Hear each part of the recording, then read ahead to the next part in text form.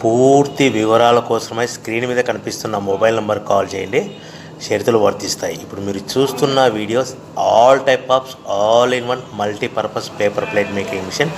ఈ మిషన్లో మనము 13 ఇంచుల బఫే ప్లేట్ కానీ 14 ఇంచుల బఫే ప్లేట్ కానీ ఎక్స్ట్రా డై కొనుక్కొని చేసుకోవచ్చు. అదేవిధంగా ఈ మిషన్లో స్నాక్స్ ప్లేట్స్, రింకిల్ ప్లేట్స్ అంటే 6 ఇంచులు, 7 ఇంచులు, 8 ఇంచులు, 9 ఇంచులు టిఫిన్ ప్లేట్స్, స్నాక్స్ ప్లేట్స్ కూడా ఎక్స్ట్రా డైలు కొనుక్కొని చేసుకోవాల్సిందిగా తెలియజేస్తున్నాను.